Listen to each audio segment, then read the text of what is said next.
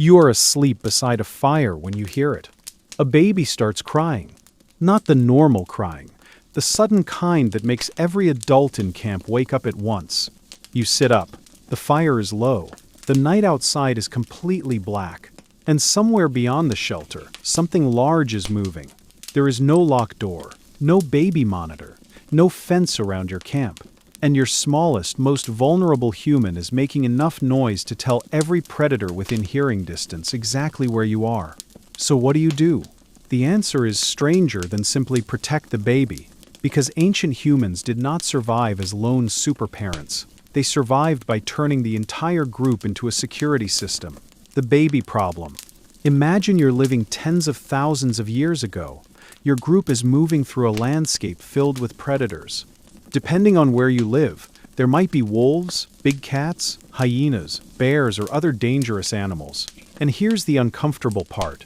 A human baby is basically helpless. It cannot run. It cannot climb safely. It cannot understand that a strange animal approaching camp is a terrible idea.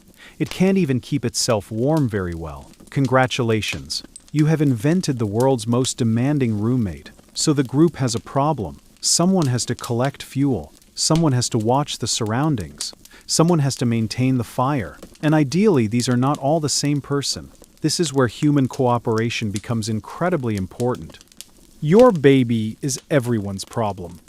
Humans have an unusual childhood. Our babies are born relatively helpless compared with many other mammals. But that weakness comes with a strange advantage.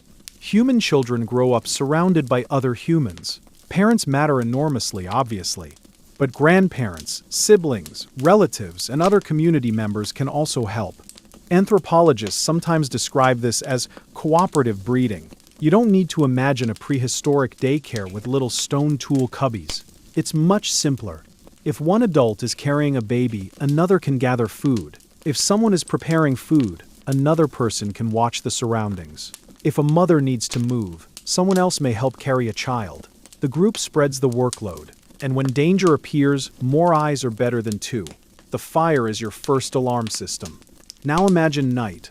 Fire is warmth. Fire is light. Fire is cooking.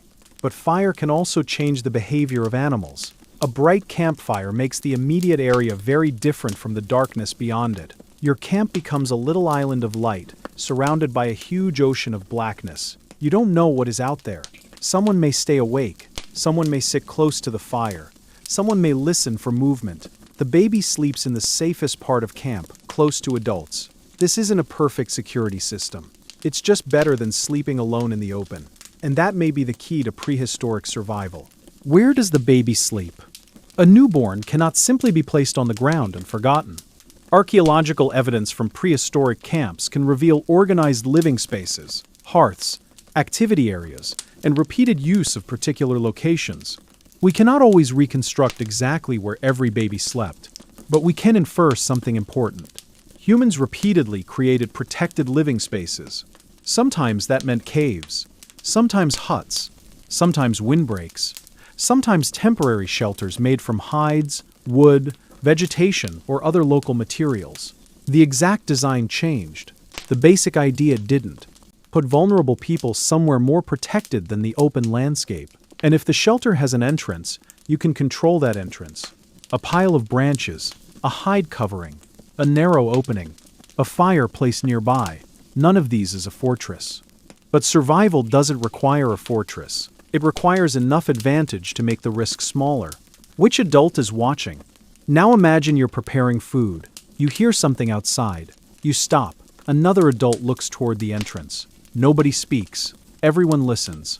This is one of the most important things about living in a group. Attention can be shared. One person watches the baby. Another works. Another keeps the fire going. Someone else may scan the landscape. In a small prehistoric group, cooperation could be the difference between a manageable problem and a disaster. And this is why the idea of the caveman alone in the wilderness is so misleading. A lone human is vulnerable. A coordinated group is much harder to surprise. Predators don't always attack. Wild animals are not movie monsters. A predator does not automatically charge every human it sees. Approaching a group of noisy, fire-carrying, unpredictable humans can be risky. Animals have their own survival calculations. They want food without getting injured. A large group of humans can look very different from an isolated person. That doesn't mean ancient humans were safe. They weren't. It means predators and humans were interacting in an environment where both sides had reasons to avoid unnecessary danger. Sometimes the safest strategy is simply making yourself a terrible target. The baby also changes the camp. A baby isn't just something the group protects. A baby changes how the group behaves. People have to stay near one another. Adults need to share food. Someone has to carry the child during movement. The camp needs a place where the baby can be kept warm. And eventually, someone has to teach the child everything. How to recognize danger, how to use tools, how to follow the group, how to find food, how to behave around fire, how to understand the landscape. So protecting a baby isn't only about keeping a predator away tonight. It's about keeping a future member of the community alive. The real secret. We often imagine ancient humans surviving because they were tougher than everything around them. But toughness is only part of the story. A baby cannot be tough. A newborn cannot hunt. It cannot build a shelter. It cannot understand a predator.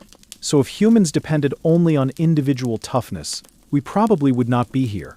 Instead, humans built something unusual. A species where knowledge could move between generations, where adults could cooperate, where children could be protected while they learned. You don't need every individual to be perfect. You need the group to work. The night gets quiet. Now go back to that night. The baby has stopped crying. The fire is burning again.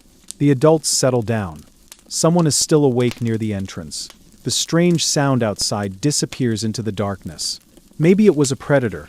Maybe it was just another animal moving through the night. You'll never know. But the baby is safe.